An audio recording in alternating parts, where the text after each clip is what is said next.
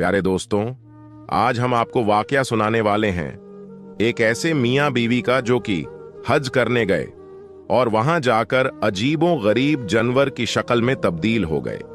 आखिर अल्लाह पाक के घर में उन्होंने ऐसा क्या किया कि अल्लाह पाक ने उनको ऐसी दर्दनाक सजा दी। इस वाकये को जानकर आपकी आंखों में आंसू आ जाएंगे और आप एक सबक हासिल करेंगे। इसलिए इस वाकये को मुकम्मल जानने के लिए हमारे साथ रहिएगा। नाजरीन, हिंदुस्तान के एक इलाके में एक दीनदार घराना था, जिस घर में माँ बाप और उनका एक बेटा रहते थे। माँ बाप बहुत ही नेक और परहेजगार लोग थे। बाप जो कि मस्जिद का इमाम था, क्योंकि कुछ दिनों से मस्जिद के इमाम लोगों को हज की अदायगी के बारे में बता रहे थे, इसलिए वो ईशा की नमाज के बाद घर आते थे। उनकी बीवी भी नमाज की पाबंद थी। सारा मोहल्ला उनको आपा जी के नाम से पुकारता था और ये औरतों को हज की अदायगी के बारे में बताया करती थी और मोहल्ले के बच्चे भी उनसे दीन की तालीम हासिल करते थे। दोनों मियां बीवी ने अपनी जिंदगी का आगाज हज के बाद किया था, क्योंकि इनका कहना था कि शादी करते ही हमारे घर वालों ने कहा था कि आप लोग हज करके आए। इनका सारा खानदान बहुत ही दीनदार था। जब भी वो अपने किसी बच्चे की शादी करते तो उनको सबसे पहले खाना काबा की जियारत करवाते। ये इनके खानदान का एक दस्तूर बन चुका था। अब इनका बेटा भी जवान और खूबसूरत था, मगर बहुत ज्यादा आजाद ख्याल था। अपने माँ बाप के कहने पर कभी कभी नमाज तो पढ़ लेता, मगर उन जैसा नेक और परहेजगार नहीं था। वो सारा दिन अपने दोस्तों में घूमता फिरता रहता था। न तो वो अपने बाप का कोई कारोबार संभाल रहा था और न ही वो कुछ और करता था। हालांकि माँ बाप ने उसकी परवरिश बहुत अच्छे तरीके से की थी। बचपन में तो वह नमाज पढ़ता, कुरान पढ़ता, अल्लाह ताला की इबादत करता रहता था। जैसे जैसे बड़ा होता गया, बुरे दोस्तों में बैठना शुरू कर दिया। आहिस्ता आहिस्ता उसने बचपन की सारी आदतें छोड़ दी। न नमाज की पाबंदी करता, न कुरान पढ़ता। वह रात को देर से घर आना शुरू हो गया। उसकी हरकतों की वजह से उसके माँ बाप बहुत ज्यादा परेशान रहने लगे। एक दिन मोहल्ले की एक औरत उनके घर में आई और झिझकते हुए इधर उधर देख रही थी। उसकी माँ ने उस औरत को चाय का पूछा तो कहने लगी, आपा जी, मैं कुछ खाने पीने के लिए नहीं आई हूं, बल्कि मैं आपसे कुछ कहना चाहती हूं। और झिझकते हुए कुछ कह नहीं पा रही थी, क्योंकि सारा इलाका जानता था कि यह घराना बहुत ही दीनदार घराना है। इनका सारा खानदान बहुत ही नेक और परहेजगार है, इसलिए वो औरत कुछ कहने से कतरा रही थी। फिर उस लड़के की मां ने कहा कि बहन जी, आपको जो कुछ कहना है बिना झिझक कहिए। फिर वो औरत हिम्मत करके कहने लगी कि मुझे आपके बेटे के बारे में कुछ कहना था। बेटे के नाम से वो औरत एकदम उस औरत को देखने लगी और कहने लगी कि आप क्या कहना चाहती हैं? क्या हुआ है? मेरे बेटे ने आपसे कुछ कहा है? वो औरत कहने लगी, मुझे तो कुछ नहीं कहा, मगर वो अपने दोस्तों के साथ मिलकर कुछ अजीब हरकतें करता है। देखिए आपा जी, मैं जानती हूं कि आपका बेटा बहुत नेक है। आपका खानदान तो जिंदगी ही हज करके खाना काबा की जियारत करके शुरू करता है, मगर इस बच्चे के दोस्त अच्छे नहीं हैं। वो उनके साथ मिलकर इलाके के कुछ लोगों को बहुत तंग करता है। आपा कहने लगे कि बहन जी, उसने क्या तंग किया है? औरत कहने लगी कि काफी दिनों से वो अपने दोस्तों के साथ मिलकर जिन घर की लड़कियां जवान हैं, उनके घर में पत्थर फेंकते हैं। कभी उनकी लड़कियों को आते जाते फालतू की बातें करते हैं। आज तो उन्होंने हद कर दी। एक लड़की अपने यूनिवर्सिटी जा रही थी, उनकी चादर ही खींच ली। फिर उस लड़की ने आपके बेटे के मुंह पर थप्पड़ भी मारा।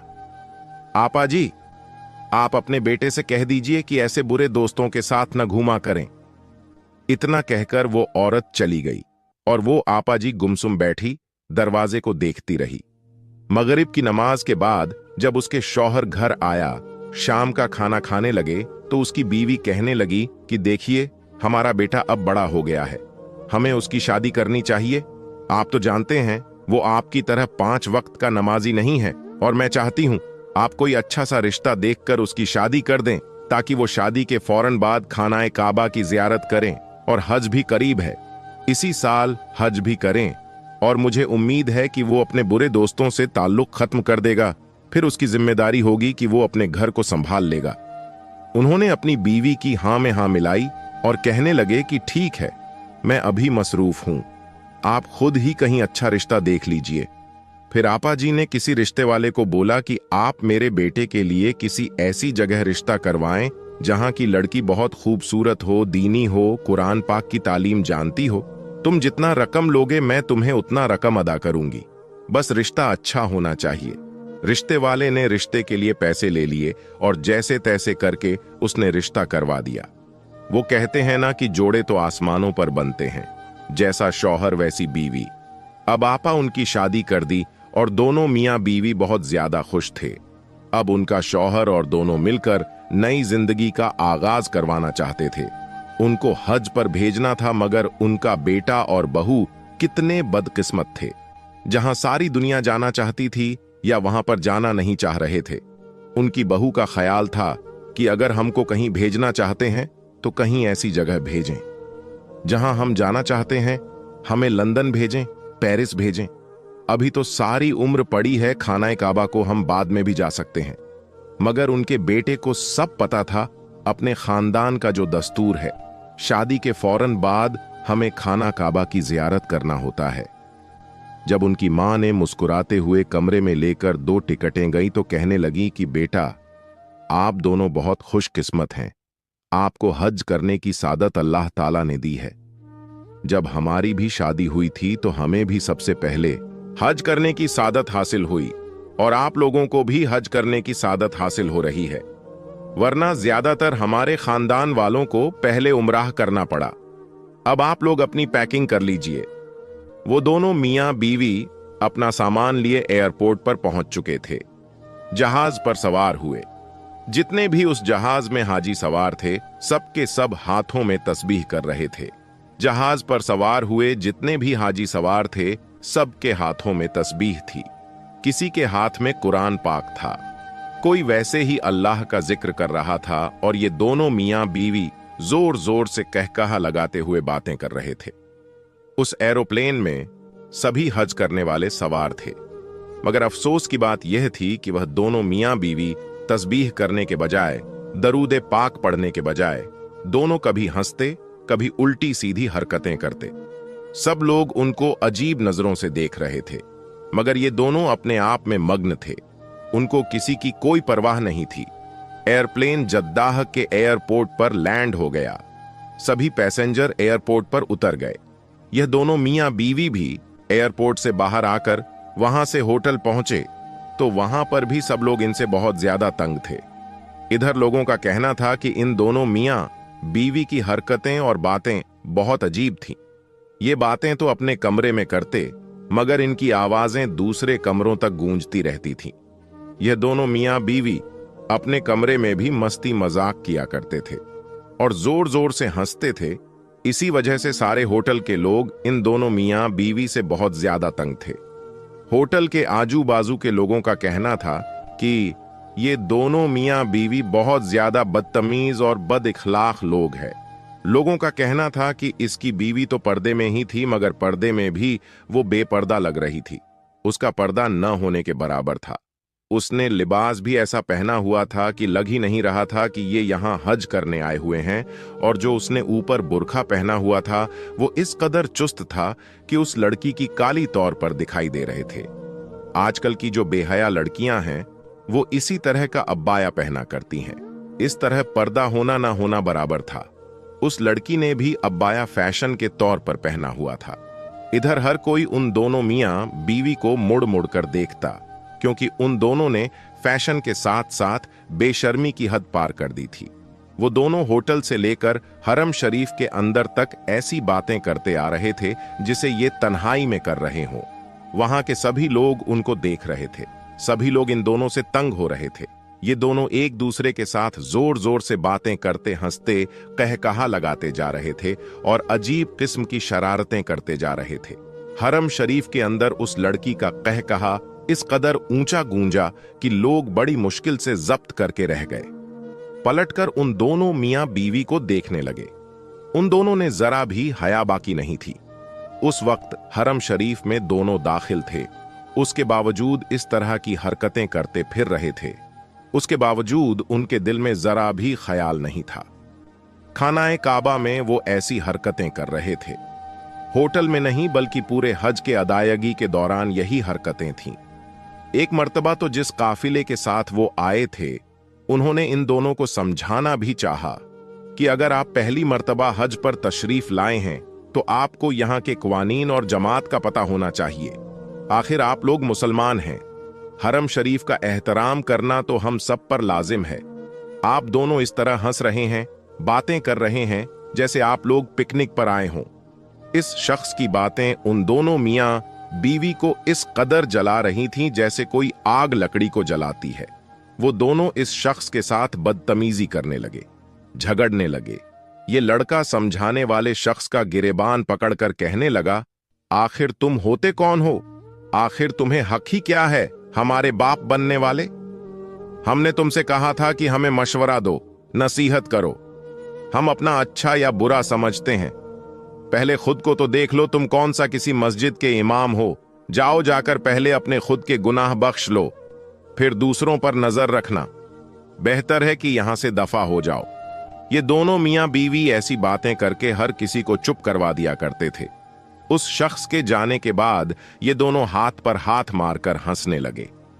अब काफी लोग उनकी हरकतों की वजह से चुप रहते थे। यहां आकर न तो उन लोगों ने नमाज पढ़ी, न ही किसी किस्म की कोई जियारत में दिलचस्पी ले रहे थे। ये तो बस जबरदस्ती उनके घर वालों ने उनको भेज दिया था। दरअसल उन दोनों मियां बीवी को हज पर आने का इरादा ही नहीं था। वह लोग तो लंदन, पेरिस जाना चाह रहे थे। घर वालों की दबाव में आकर वह हज करने के लिए आ गए थे। मगर अफसोस की बात यह थी कि यह दोनों मियां बीवी मुसलमान होकर भी ऐसी हरकतें करते थे। वह भी हज पर आने के बाद उनके आसपास के लोग काफी हद तक तंग दिखाई दे रहे थे। मगर दोस्तों, फिर उन दोनों के साथ ऐसा वाकया पेश आया जिसने इन दोनों की जिंदगी ही बदल दी। उन्होंने तो कभी ख्वाब में भी नहीं सोचा था कि उनके साथ ऐसा भी हो सकता है। ये दोनों अभी भी बस दौलत को ही सब कुछ जानते थे। उनको ये था कि दौलत है तो हर चीज को हम खरीद सकते हैं। फिर उनके साथ जो हुआ, सभी लोगों की देखकर चीखें निकल गईं। फिर एक दिन ऐसा हुआ कि मौसम बहुत ज्यादा खुशगवार था। हाजी सुबह सुबह तवाफ करने निकल गए, क्योंकि वो हाजी चाह रहे थे कि आज मौसम बहुत ज्यादा खूबसूरत है तो हम लोग ज्यादा से ज्यादा जियारत करेंगे। और ये दोनों सुबह सुबह होटल से टहलते हुए हरम शरीफ की तरफ आ रहे थे। वो आपस में कह रहे थे कि आज हम आखिरी बार हरम शरीफ जाएंगे, बाकी के दिन हम तफरीह के लिए निकल जाएंगे। वो लड़की अपने शौहर से कहने लगी कि आपके घर वाले भी बहुत अजीब हैं। शादी के फौरन बाद हमको जबरदस्ती इधर भेज दिया। उसका शौहर कहने लगा, मैं तो सिर्फ अपने खानदान के दस्तूर निभा रहा हूं, वरना मैं भी यहां नहीं आना चाहता था। आज का दिन बहुत ज्यादा खूबसूरत है। उसके बाद हम दोनों यहां से कहीं और निकल जाएंगे। मोहतरम नाजरीन, कितने अफसोस की बात है, इन दोनों को इस दस्तूर का पता ही नहीं। कितने ऐसे लोग हैं जो इस चीज के लिए तड़प रहे हैं, इससे महरूम है। ये दोनों अभी रास्ते में ही थे कि हरम शरीफ आने तक अभी कुछ वक्त बाकी था। रास्ते में इन दोनों को काफी सारे भीख मांगते हुए लोग नजर आ रहे थे, जिनमें से बहुत सारे बच्चे भी थे, बूढ़े भी थे, औरतों भी थीं। दो बच्चे इन दोनों मियां बीवी के पास आकर हाथ फैलाने लगे और कहने लगे, हमें कुछ पैसे दे दीजिए, हमने सुबह से कुछ नहीं खाया।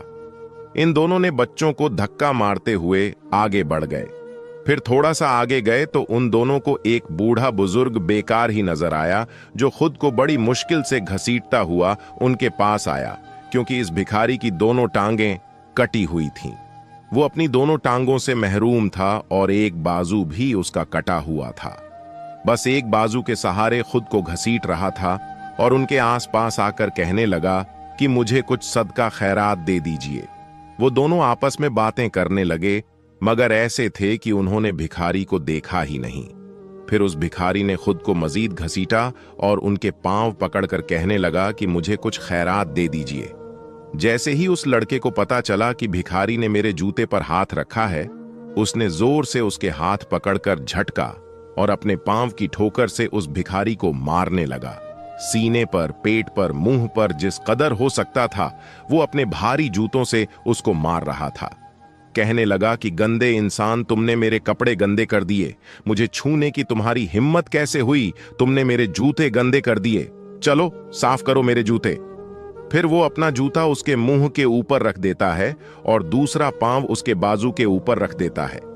कहता है कि अपनी जुबान के साथ इसको साफ करो। वो बेचारा भिखारी क्या करता, वो दर्द से आंखों से आंसू बहाए जा रहा था। एक तो उसके बाजू पूरे नहीं थे, जो उसका बाजू एक बजा था, उसके ऊपर भी उस कमीने ने अपना एक जूता रखा हुआ था और वो चिल्ला रहा था कि जो तुम्हारा एक हाथ बचा है मैं इसको भी काट दूंगा। आखिर वो बेचारा भिखारी करता तो क्या करता सिवाय आंसू बहाने के, जब उस लड़के ने काफी उस पर तशद्दुद कर लिया। उसकी बीवी कहने लगी कि चलो चलते हैं, ये अपाहिज किसी काम का नहीं है, ये तो इंतहाई घटिया किस्म के लोग हैं। मगर तब तक काफी ज्यादा लोग उनके आसपास जमा हो चुके थे। वो लोग उनको रोकना तो चाह रहे थे, मगर उनकी बदतमीजी देखकर सब पीछे हट गए। वो लोगों को देखकर उन पर भी गाली ग्लौच करने लगा। वो गाली ग्लौच करते हुए गुस्से में हरम में दाखिल होने वाला था कि वो लड़का जैसे ही हरम शरीफ के दरवाजे पर आया तो लड़का अचानक दर्द से चीखने लगा, और जैसे ही उसने हरम शरीफ के अंदर पांव रखा उसके हाथ पांव मारने लगे। वो दर्द से चिल्लाने लगा था। लोग उस लड़के की चीखें सुन रहे थे। उसे थाम कर उससे सवाल करने लगे कि तुम्हें क्या हुआ है, लेकिन बजाय वो बताए वो दर्द से चिल्लाने लगा और फिर देखते ही देखते दर्द से और भी चिल्लाने और तड़पने लगा। वो वहीं फर्श पर गिर चुका था। उसकी शक्ल देखते ही देखते बदल गई। वो अजीब सा जानवर बन चुका था। उसके पैर भी मुड़ चुके थे। वो उठकर चल भी नहीं पा रहा था। उसकी यह हालत देखकर उसकी बीवी उसके पास गिर गई। वो मुंह से बोलना चाहती थी, लेकिन ऐसा लग रहा था जैसे उसकी जुबान बंद हो गई हो। वो रोती हुई शौहर के पास जाना चाहती थी, लेकिन अगले ही पल उसके अगले हाथ मुड़ चुके। वो यूं चल रही थी जैसे चार पैरों वाला कोई जानवर चलता है। उसके जिस्म में कोई ताकत नहीं थी। वो दोनों जानवरों की तरह हरम शरीफ के अंदर पड़े हुए थे। वो शख्स तो पूरा जानवर बन चुका था और उसकी बीवी आधा इंसान और आधा जानवर थी। उस लड़के का पूरा बदन सफेद हो चुका था। वो दोनों मियां बीवी पता नहीं किस जुबान में बातें कर रहे थे। किसी को कुछ समझ नहीं आ रहा था। वहां के लोगों ने जल्दी से आदमी को बुलाया। वो उनको उठाकर हॉस्पिटल में ले गए। उनको देखकर तौबा अस्तगफार करने लगे। अल्लाह ताला से डर रहे थे। कोई नहीं जानता था कि आखिर उन दोनों को एक साथ क्या हुआ। उन दोनों के साथ आए हुए काफिले वाले लोग यही कह रहे थे कि उन पर अल्लाह का अजाब नाजिल हुआ है। कुछ घंटों के बाद वो दोनों मियां बीवी इबरत का निशान बन गए। वो ऐसे ही दोनों मियां बीवी तड़प तड़प कर मर चुके थे। सारे मक्का वाले लोग उनको देखने आ रहे थे। दूर दूर तक लोग उनको देखने आ रहे थे। लोग तो रास्ता पार करते जा रहे थे। हर कोई उनके साथ आए हुए काफिले वालों से पूछता कि आखिर इनके साथ क्या माजरा पेश आया। इनकी हकीकत सबके सामने खुल गई कि कैसे ये लोगों के साथ बदतमीजी करते थे और एक लाचार फकीर के साथ कैसे इन्होंने जुल्म किया। अल्लाह जब अपने बंदे की रस्सी को खींचने पर आता है तो एक पल भी नहीं लगाता। सारे हाजियों में और सारे मक्के में यह बात आग की तरह फैल चुकी थी और लोग उनको देखकर कानों को हाथ लगाकर तौबा अस्तगफार करना शुरू हो गए। प्यारे दोस्तों, देखा आपने कि अल्लाह ताला किस तरह जुल्म करने वाले का अंजाम करता है। और दूसरी बात यह कि अल्लाह ताला हज करना किसी किसी के नसीब में करता है, और जिसके नसीब में हज करना होता है वो बहुत ही खुशकिस्मत होता है। क्योंकि जो इंसान यह समझता है कि वो खानाए काबा जाकर हज करेगा तो उसकी भूल है, और जो कोई यह समझता है कि मेरे पास पैसे होंगे तो मैं हज कर लूंगा, यह भी उसकी बहुत बड़ी भूल है। क्योंकि अल्लाह चाहे तो गरीब से गरीब को भी अपने पास बुलाकर हज करवा देता है, और अगर ना चाहे तो अमीर से अमीर इंसान भी खानाए काबा जाकर हज जैसी नेमत से महरूम रह जाता है। अस्तगफिरुल्लाह। अल्लाह पाक से दुआ है कि अल्लाह पाक हमें ऐसी हरकतों और ऐसे अजाब से महफूज रखे। अल्लाह पाक से दुआ है कि पाक परवरदिगार हम जैसे गरीबों को भी हज करने के तौफीक अता फरमा, या अल्लाह गैब से इमदाद अता फरमा। पाक परवरदिगार हम जैसे गरीबों की किस्मत में मदीना लिख दे। हम सबको हरमैन शरीफैन की जियारत से मुशर्रफ अता फरमा। मेरे मौला खास करके फिलिस्तीन के मुसलमानों की मदद फरमा। जितने भी लोग शहीद हो चुके हैं तू सबको जन्नतुल फिरदौस में आला से आला जगह नसीब अता फरमा। या अल्लाह इस हज के सदके तुफैल से फिलिस्तीन को आजादी अता फरमा। या अल्लाह फिलिस्तीन के दुश्मनों का खात्मा अता फरमा। आमीन या रब्बुल आलमीन। दोस्तों, ये इबरतनाक वाकया आपको कैसी लगी हमें कमेंट करके अपनी राय जरूर बताइएगा। वीडियो को एक लाइक जरूर कीजिएगा, क्योंकि लाइक करने से YouTube इस वीडियो को और भी लोगों तक पहुंचता है। मोबाइल की स्क्रीन पर 4 वीडियो खास करके हमने आपके लिए लगाया है, टच करके जरूर देखें। पूरी वीडियो देखने के लिए आपका दिल से शुक्रिया।